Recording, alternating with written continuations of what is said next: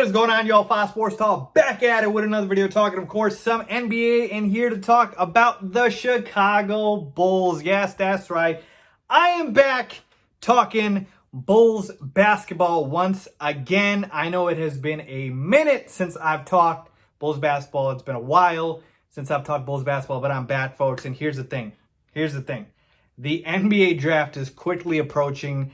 I feel like it kind of even slipped my mind of how close it was. And we're talking about, a few weeks away. I believe it's on November 18th. Remember, everything got screwed up this year with the timeline due to the pandemic. And so you've got all these dates switched up, and now we've got the draft. All right. So we have to talk about the draft. We have to talk about who the Bulls are going to take with the number 4 overall selection, or if they'll even keep that number 4 overall selection, they could possibly move it. So again, for my Bulls fans out there, I know I have not posted a lot of Bulls content, but that's because we were in the offseason. There wasn't much to talk about. The Bulls have not played since mid-March. I mean, my God. So that's the reason why. But now with, the draft coming, free agency, the season's supposed to start, I believe, in December. Believe you me, there's going to be a lot of Bulls content back on the channel, so make sure to go ahead and subscribe if you have not done so already. Make sure to hit the big red subscribe button down below. Make sure you're following me, guys, on my social media links down below on the screen for my Twitter, Instagram, all that good stuff. Reach out, ask questions. I will be talking more Bulls basketball, more NBA in general. I posted a couple of videos, but now it is time to really get serious and talk some Bulls basketball. Let's talk about this draft, and let's talk about who the Bulls could potentially take. So really what I want to do in this video is give my quick thoughts, big picture of this draft and who the Bulls could potentially take. Now, I am not finalizing who I believe the Bulls will take right now. I will post more videos, and as we get closer to the draft, I will continue to make those videos and let you know who my pick is to be drafted by the Bulls at number 4. But here in this video, I'm going to give my quick thoughts on the draft and then tell you what I've been hearing, what I've been reading, and then give you a picture of where I believe the Bulls are potentially going to be headed, okay? So, taking a look at the draft order. If you guys don't know, the Bulls obviously have the number 4 pick, but for us, we've got the Timberwolves, we've got the Warriors, and we've got the Hornets, all right? So those are the 3 teams picking before us. And so when we take a look at who the Bulls could potentially draft, we have to take a look at who the teams above them could potentially draft, okay? So we take a look at the Minnesota Timberwolves. Who do they need, right? You've got D'Angelo Russell, who they acquired in a trade last season. You've got Karl Anthony Towns. They could potentially use a wing. So they shipped out Andrew Wiggins, right? So they don't really have anyone there. The Warriors. We know the Warriors are a potential title contender when they're healthy, and they're going to get Klay Thompson back. They're going to get Steph Curry back. Draymond Green is still there. So the guard position is set. They don't need anybody there. They could potentially look to get a big man, right? They don't have a center really, so maybe that's the position of need. But again, keep in mind the Warriors are probably the most likely team to move this number 2 overall pick for a legitimate player that can help them right now, because again, they're a title contender, unlike the top of the teams in the lottery. The Warriors are different because they actually have a chance to compete for a championship. These other teams don't. They're looking to build for the future. The Warriors might be playing for right now, so they could look to move this draft selection. Then we've got the Hornets at number 3, and the Hornets pretty much need everything, right? But in all seriousness, guard-wise, they got Terry Rozier, Devontae Graham, who was one of the most improved players last year, so maybe the guard position's set. But for wing, center, I think they could use players there. So that's kind of the landscape of what the teams picking above the Bulls could be looking at. And then when we take a look at the Bulls, I've told you guys this before. Our biggest need is wing, right? You've got, Zach LaVine as your 2, Lauri Markkanen as your 4, maybe Wendell Carter Jr. as your 5, though I'm not set yet that WCJ is the future for the Bulls at his position. Then we got Kobe White, who's a little bit of a hybrid, right? Is he a point guard? Is he a shooting guard? But again, most likely point guard, even though he's a shoot-first point guard. And so there's a clear hole at small forward with the Bulls. Even though they have Otto Porter Jr., he's not the future of this team at that position. So that is the most pressing position. But I can make the argument they could look to draft somebody who's a center, who's a big, because, again, Wendell Carter Jr., I don't think he's shown us enough to where we can say, oh, WCJ is our future at the position, okay? So the building blocks really do seem to be Zach LaVine, Kobe White, and Lauri Markkanen. And so the other positions are the ones we need.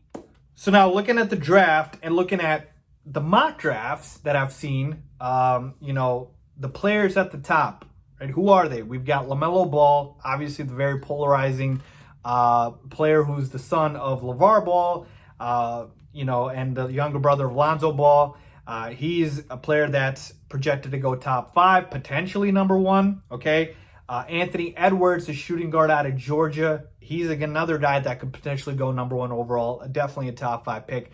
James Wiseman, the center out of Memphis. He's the best big man in this draft. In this draft. He could potentially go number 1 overall. Then we've got Denis Abdijah. I'm going to just call him DA for short, who's the best international player in this draft. And he's a guy that a lot of mock drafts have going to the Bulls at number 4. I'll elaborate on that in a second. Obi Toppin, the power forward center out of Dayton. He's another guy that could be going. But in all the mock drafts I've seen, in all of the rankings I've seen, these are the consensus top 5. All right. So again, you've got LaMelo Ball, Anthony Edwards, James Wiseman, Obi Toppin, and DA. All right. Those are the top 5. And like I mentioned, in most mock drafts, they have the Bulls taking DA.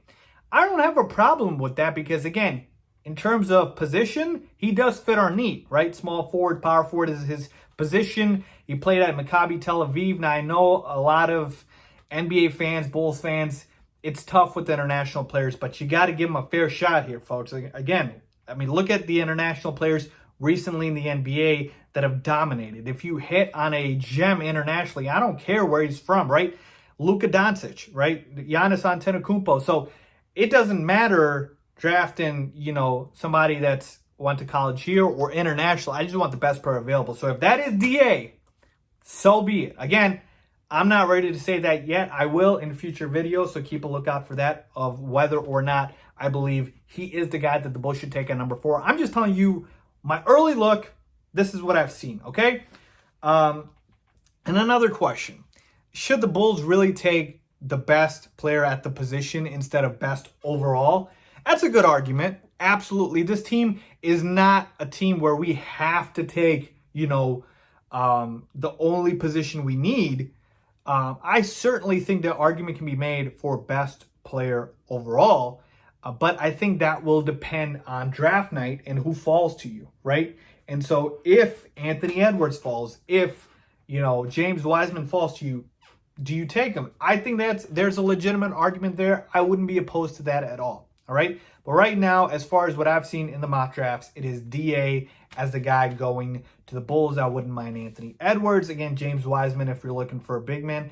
I'm a little less excited about LaMelo Ball. Again, not the biggest fan of him, but we'll see. All right.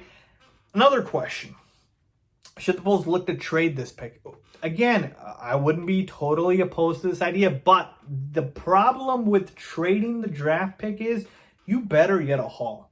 Oh, you better get a haul for the number 4 overall pick where it's like 2 different draft picks. And so it should really, really be worth it, okay? It should really be worth it, but more likely than not, the Bulls' new front office with AK, with Mark Eversley, with these guys, they're looking at the number 4 overall pick as a chance to find a potential star to add to this core. Here's the thing, folks. The NBA draft, and the top of the NBA draft, I should say, the top 5 of the NBA draft is very unique in the sense of this is the only, or one of the only opportunities you get to draft a potential superstar, right? What are the only other chances you get to draft or acquire or have a potential superstar?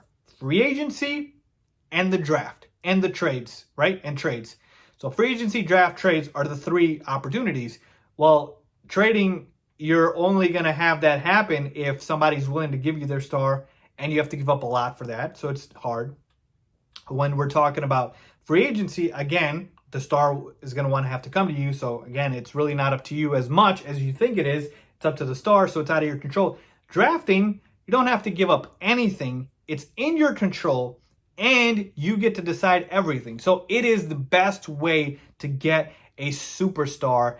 It is through the draft, and it is top 5 usually. Again, there can always be stars that fall outside, but usually that's how you get it. And so that means the number 4 overall pick is worth a lot. It's worth a lot. And so if you are planning to trade it, you better get a haul, and you better have a good plan in place to be able to make the trade worthwhile. That's why I'm saying, if you ask me right now, I would lean towards the Bulls keeping this and making the selection. Okay?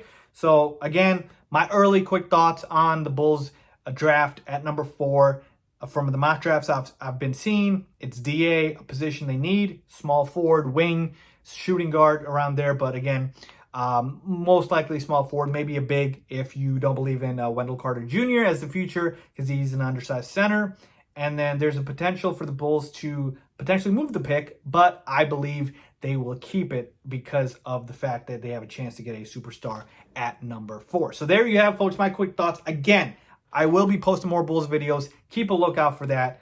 Go ahead and follow me everywhere like I already mentioned. But let me know what you guys' thoughts are on the Bulls and the number 4 overall pick. Leave a comment down below if you agree with me or disagree with me. As always, thanks for watching.